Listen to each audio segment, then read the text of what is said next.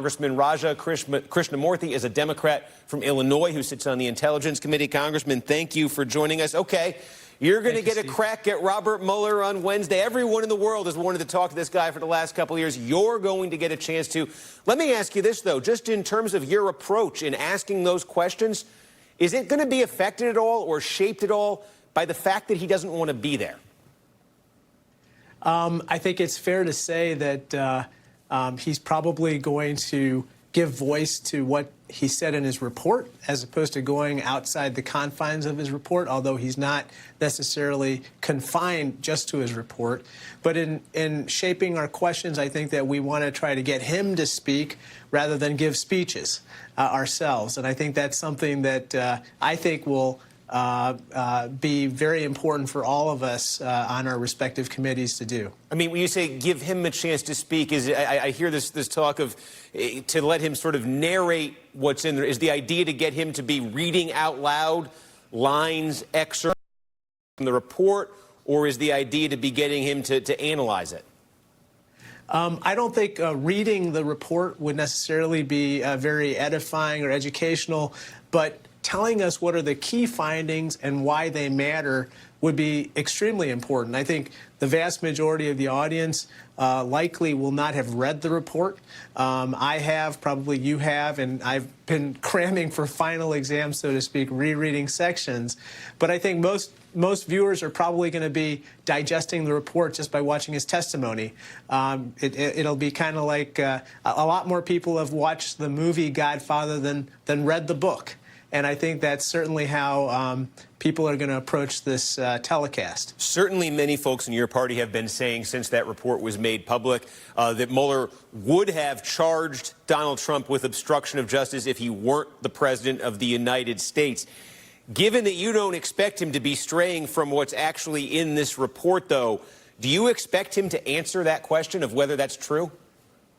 I'm not sure. I do think it's worth asking that question and seeing how he responds. I think that if he were to explain in plain English some of the things that he wrote, in other words, clarify even what he said in the report, that would be significant. And if he also said what are the things he didn't get into, that would also help, because that would also give us, hopefully, a roadmap to proceed from here. Going into this hearing, your position on whether there should be an impeachment inquiry is what? Yes or no? Going into the hearing right now, I don't think that we should start an impeachment inquiry unless we can sustain a conviction in the Senate. So I will be open to hearing exactly what he has to say. I'll be listening intently, because he's one of those special figures in American life with the standard credibility to actually sway people's opinions like mine and the public's opinions as well. That's an interesting point you just made. They're saying unless we can sustain a conviction in the Senate, you said. So am I hearing you right?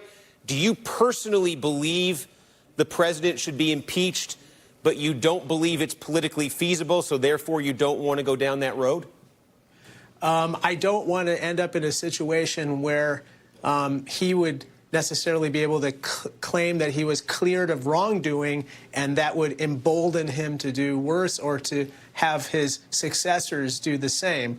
I think we have to be very careful. I think right now we're still gathering evidence. We're conducting investigations, for instance, into matters that I don't believe Robert Mueller got into, such as the president's finances or counterintelligence links between members of the Trump administration and the Russian government and so forth. That being said, I'm going to be listening very closely. My mind is open, and I really want to hear what he has to say, because he's a special figure. We put the numbers up earlier. We can show them again, though, maybe. The question of impeachment, asking Americans in the most recent, this was an ABC News Washington Post poll, do you think impeachment proceedings should begin now or not? It was 37% yes, 59% no. That was 2 weeks ago, ABC News Washington Post. You got the guy who ran the investigation for 2 years before these House committees, before these congressional committees. If those numbers don't move after this week, is that it realistically for impeachment then?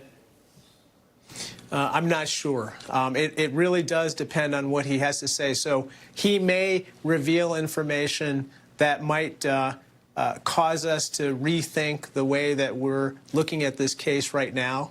And I think we really have to do the right thing and listen carefully, see where he goes. I don't think that we should make any conclusions until we hear from him and see where the evidence takes us. And where do you think realistically speaking here, just given the realities of the political calendar, the congressional calendar, the recess that's going to take all those members out of town in August, when does a final decision have to be made by Democrats about whether to go forward with impeachment or not?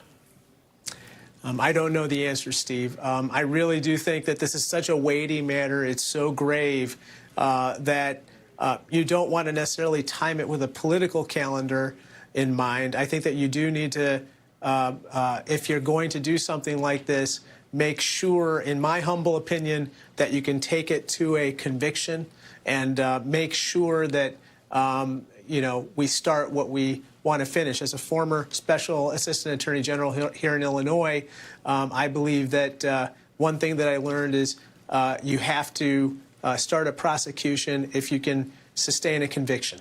Okay, Congressman Krishnamoorthi, member of the Intelligence Committee, one of those members who will be questioning the former Special